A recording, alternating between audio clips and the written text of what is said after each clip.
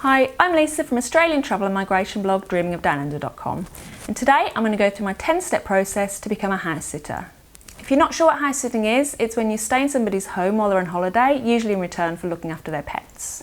I started house sitting in 2015 when I was travelling Australia, and then when I moved to Sydney I carried on doing it long term and house sat for over 3 years. I now have my own place but take occasional pet sitting jobs. If you're travelling, it's common to stay in someone's home for free accommodation only, but if you're house sitting in your local area, you can start a pet sitting business and charge a fee. That's what I do. I've got a blog post on this too, as well as a free house sitting course you can sign up to, which I'll link below. So here's my 10-step process for becoming a house sitter. Step 1 is to decide if house sitting is really for you. So it nearly always involves pets, so you really do need to be an animal lover. You also need to be responsible enough to look after the pets, feed them at certain times, walk them, and of course keep the house clean and tidy. The second step is to join a house sitting website. There are lots and lots of house sitting websites where the homeowners post jobs and you can apply for them and set up your own profile. If you're travelling and you want to house sit for free accommodation only, it's usual to pay a subscription fee to the websites, which is usually around $80 to $100 a year.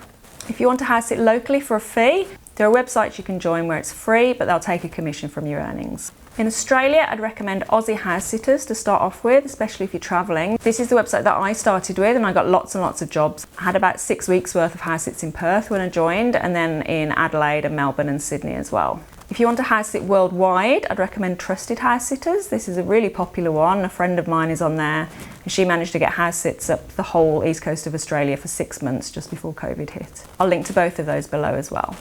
If you live in Australia like I do and you want to house sit locally and charge a fee, the website that I use is MADPAWS.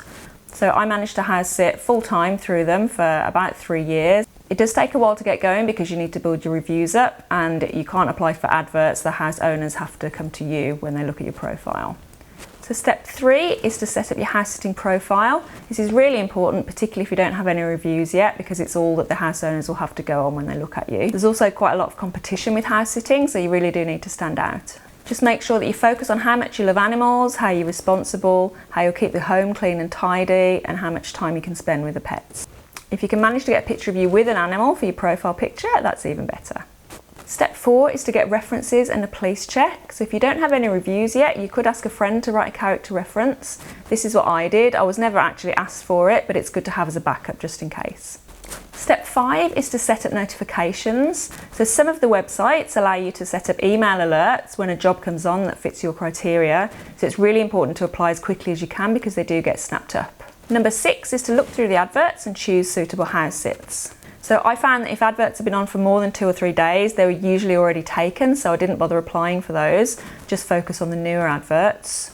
Look at the location, whether you'll need a vehicle and if you've got one.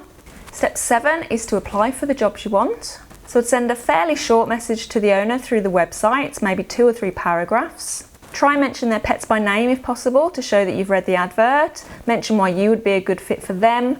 Tell them any experience you've got with animals and whether you grew up with pets. If you've got a police check, make sure you mention that.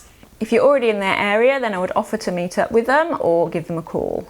So step 8 is the meet and greet. If you're already in the owner's area, it's standard to go around the house and meet them and their pets before you agree to the house sit. So when you go there, they'll normally run through what they want you to do with the pets, what they eat, where the food is, the walking routine, where they sleep, and you can ask any questions that you want. It's really important to show an interest in the pets when you do the meet and greet, so make sure that you stroke them and talk to them. The main thing they're looking for is someone that will look after their pets properly. Try and organise the meet and greet as soon as you can because owners quite often go with the first person they meet if they like them, so they don't have to bother meeting up with lots of people. Step 9 is to confirm all the details with them. So if you're offered a house sit, you need to know what time they're leaving and coming back, what time they want you to arrive, whether they're letting you in or they're going to hide a key somewhere for you. And you need to ask them to write down all the duties, emergency contacts, the vet details, and the pet's routines. Step 10 is to do the house sit. So when you're there, you really want to make sure you get a good review at the end. So make sure that you leave the house really clean and tidy. Make sure that you spend time bonding with the pets so that they look really relaxed when the owners get home. Send the owners a picture of the pets every day and send them an update to let them know that everything's going okay. And that should get you a good review.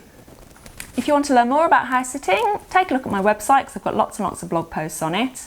Thanks for watching. Let me know in the comments if you've ever house sat, and please like and subscribe for more videos on house sitting and life in Australia.